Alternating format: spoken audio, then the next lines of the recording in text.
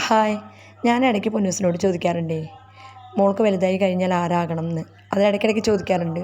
അവളുടെ ആഗ്രഹങ്ങളൊക്കെ അങ്ങനെ മാറി മാറി വന്നുകൊണ്ടിരിക്കും. ആദ്യം എന്നോട് പറഞ്ഞിരുന്നത് നല്ലൊരു ബ്യൂട്ടീഷ്യൻ ആവണം, നല്ലൊരു മേക്കപ്പ് ആർട്ടിസ്റ്റ് ആവണം എന്നൊക്കെയാണ് പറഞ്ഞിരുന്നത്.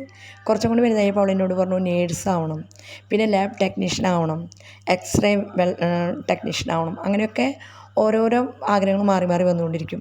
നമുക്കൊക്കെ അങ്ങനെ തന്നെയായിരുന്നു. ഇപ്പോൾ ഈ ഇടെ അവൾ റീൽസും ഷോർട്സൊക്കെ അഭിനയിക്കണ കാരണം അവളെന്നോട് പറഞ്ഞു, എനിക്കൊരു സിനിമാ നടിയായാൽ മതി, എനിക്ക് നല്ലൊരു നടിയാവണം എന്നൊക്കെ പറഞ്ഞു. അപ്പോൾ ഞാൻ ചിരിച്ചിട്ട് പറഞ്ഞു, അതൊക്കെ നമുക്ക് അങ്ങേ അകലെയാണ്. എന്ന് വെച്ചാൽ മോളുടെ ആഗ്രഹം എന്താ വെച്ചാൽ അതുപോലെ ആവാം. അതായത് നടക്കുമോ നടക്കില്ലെങ്കിലും നമ്മൾ ഇല്ല എന്ന് പറഞ്ഞില്ല, എന്താ വെച്ചാൽ മോളുടെ ആഗ്രഹം പോലെ ആവാമെന്ന് പറഞ്ഞു.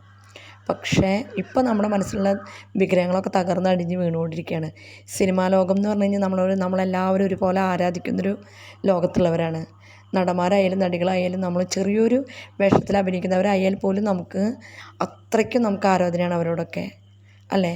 പക്ഷെ ആ ആരാധനയൊക്കെ കഴിഞ്ഞപ്പോൾ എല്ലാ വിഗ്രഹങ്ങളും തകർന്നടിഞ്ഞ് വീണുകൊണ്ടിരിക്കുകയാണ്. ഓരോ ന്യൂസൊക്കെ കേൾക്കുമ്പോൾ നമുക്ക് ശരിക്കും പറഞ്ഞു കഴിഞ്ഞാൽ നല്ല വിഷമം തോന്നുക. ഇതിൻ്റെ ഇടയിൽ മുകളിൽ ടെറസിൻ്റെ മുകളിൽ പൂക്കൾ വെച്ചിട്ടുണ്ടായിരുന്നല്ലോ, ചെണ്ടമല്ലി പൂക്കളൊക്കെ, അതൊക്കെ പൂത്ത് വിടർന്നൊരു വിധമായിട്ടാണ്.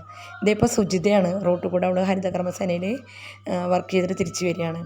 അപ്പോൾ പൊന്നൂസാണെങ്കിൽ ശുശ്രൂഷയിലും ചെണ്ടമല്ലി പൂക്കൾ പൊന്നൂട്ടൻ വന്നിട്ട്, അതായത് ദീദിയുടെ കുട്ടി വന്നിട്ട്, ദീദി മുമ്പേ ഉണ്ടല്ലോ അവളുടെ ഉമ്മയും ഉപ്പയൊക്കെ, അപ്പോൾ ആ കുട്ടി വന്നിട്ടാണ് ചെണ്ടമല്ലി പൂ പൊട്ടിച്ചതിനെ അവൾ കുറേ കളിയാക്കുന്നുണ്ട്.